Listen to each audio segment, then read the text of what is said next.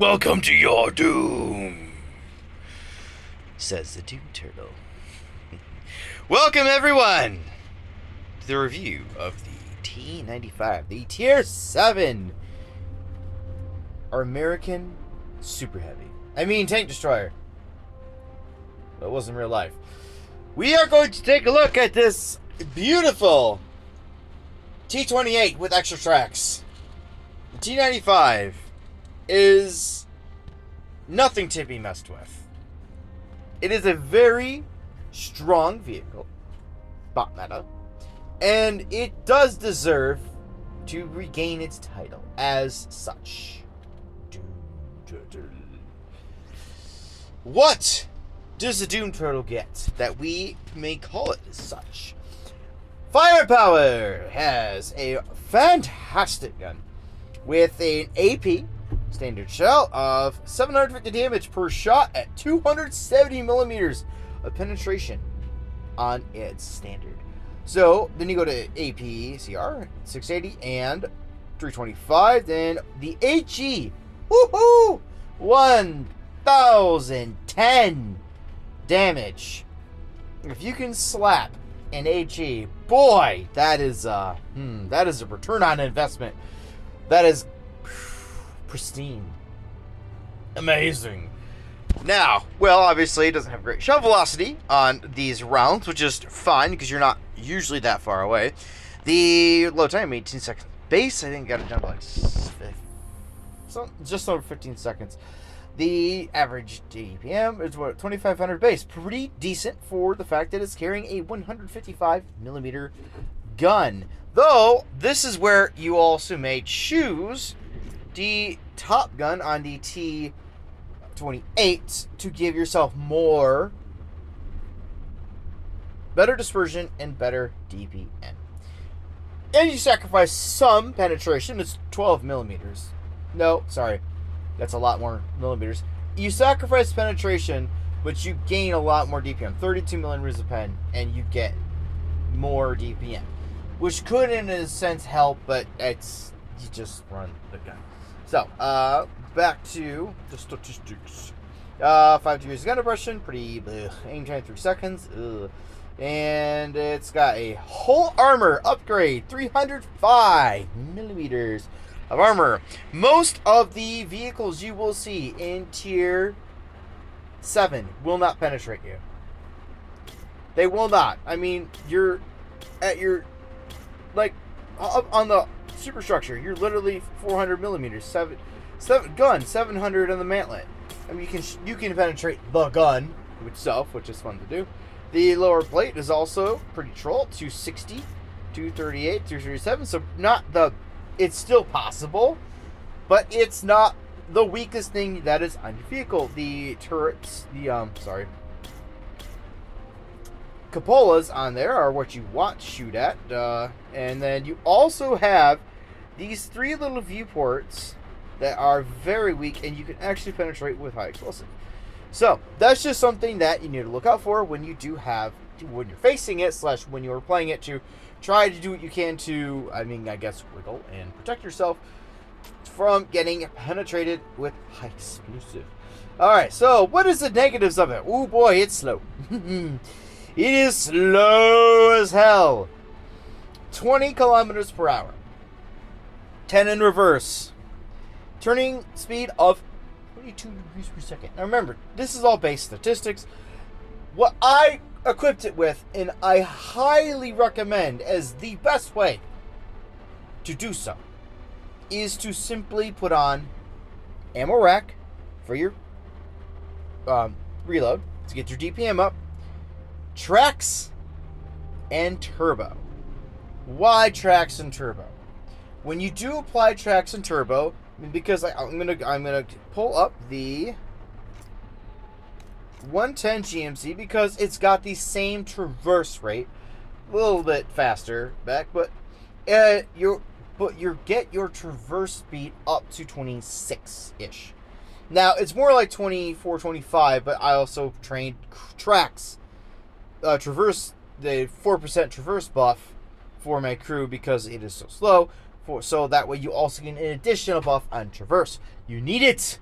badly need it. So the reverse speed goes up minimally, and then you get another 5 kilometers per hour, so 25, and you actually do maintain that pretty well. So, what can you try to achieve in such a vehicle in the T95? In the T95, against bots, you have the capability of holding an entire flank in the right situation. It does have on the sides, it is, because it is angled the way it is, it's actually pretty troll. So if you do shoot more up on the sides, you can get bounces on auto ricochet angles. Pretty cool. But you can also penetrate tracks on like the right angle with enough penetration of the gun, no heat obviously, or HE. But yeah, and then you can HE the rear. I mean, it's easy. So yeah, this is the T95 in a nutshell. Now let's watch some gameplay. Okay, here we are in the last game on my live stream from my very first one with a T95, because I just decided to throw it in there because it's fun. It is actually quite fun. Now, when you do play the T95, you have to really consider a lot when you're trying to get into a position. The first thing is the fact that you're slow as hell. Slower than T28, slower than the GMC, even with turbo, obviously with turbo, because I run turbo on both. So yeah, if you you can't just sit in a spot and wait too long, because if you don't get yourself into a position, into action, you're taking a really big gun out. So I predetermined, look, I'm Miltipass, I'm a frontline, basically heavy tank, just, no turret. And technically, and the T95 legitimately in real life was the first super heavy, American super heavy. So, well, the T28 was, and they added more tracks on, DOOMTURTLE, big tutel, extra tracks.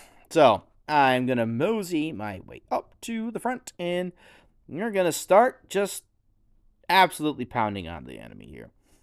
Now, the frontal armor on this thing, I mean, even against players, it does work, because there's only so many places you can pen it from a distance, especially. So what you need to do is make sure you keep that distance when you are against players. Now, obviously, if you are, like right now, I'm placing a bunch of bots, so obviously I'm going to be able to just do what I want. Which, speaking of that, the situation I'm in is not good. So I have all my bots, most of my bots are to the south, against on the other flank on the dunes, while I am holding up here with a couple other medium tanks against all these other tanks. So shoot that poor Leo PTA, just, I don't know, he's trying to drive up the mountainside. Call for help, but I'm not going to get it. So, being the T95 and its natural bot stomping nature, I'm going to stay. I'm going to hold. And I made that decision. I'm going to stay in this position. I'm going to hold this spot. Because my bots, God forbid if they lost the south, then I would, cry. But they should win that strictly by numbers. They completely outnumber that whole flank.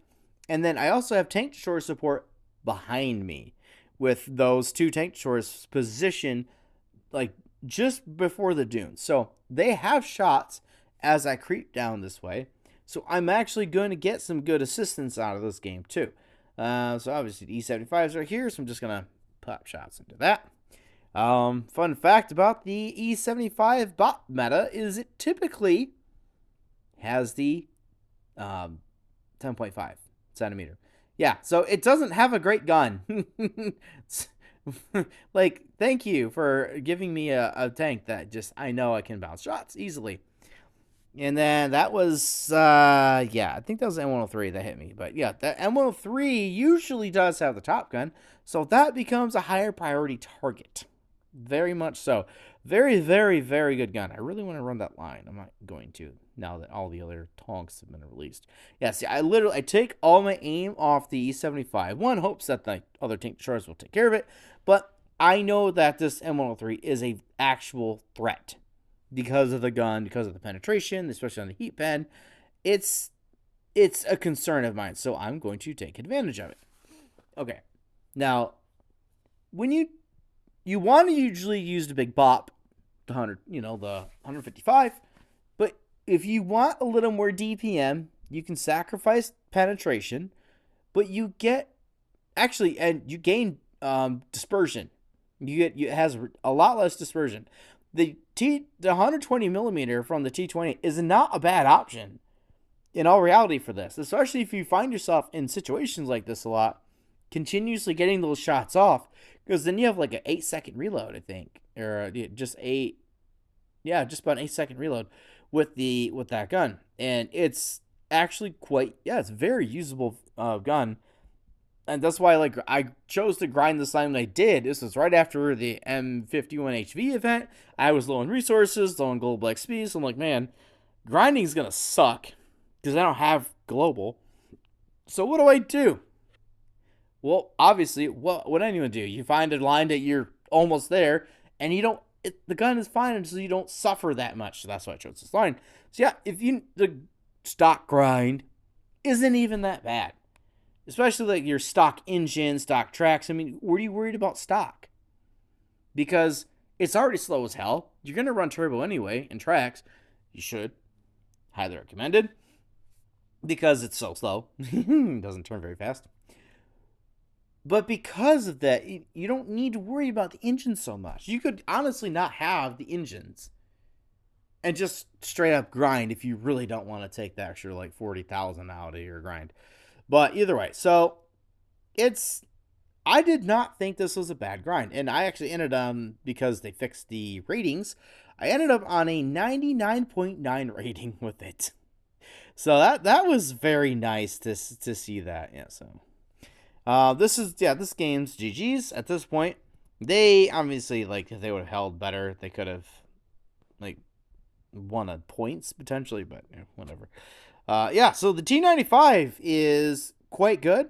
And so after I just blast this, buddy, we're going to go look at the hit check. Victory. Check of that, you can see just how strong frontal armor of this vehicle is. The Leo prototype slinging its Pramo round at 268-ish pen, obviously hitting the gun mantlet. Infinite armor. Another 237 millimeters, a little roll, but still 265. 400. Yeah, you can see where, like, this thing literally can just sit with anything in front of it and not get bent. Obviously, the cupolas get smacked. There's nothing much you can do about that. This was the M103, so this is a penetrating shot that I'm looking at. Yeah, again, hits the cupola. Right on the cupola. All the shots that penetrated. This one was a side shot. And you hit the side of the tank itself. I mean, that was the point where I'm like, I don't really freaking care. Shoot me. We're winning. So yeah. And then here's this. So yeah, with that battle, you could see that I could sit and just continuously back up a little bit, knowing you had the tank destroyer support behind me to give me the ability to just sit, because I knew I had help as well. So it wasn't just a full one-on-one. I had friendly video. So, thank you all for watching this video. Hopefully you all enjoyed it. I would recommend grinding this tank. I would still highly recommend, and definitely would say the best equipment is rack. Well, okay, the best equipment to run on it is tracks and turbo. Rack, cooling, you can switch between those two, but I think ammo rack is your best bet overall. Either way, I hope you all enjoyed this. You have a wonderful rest of your day.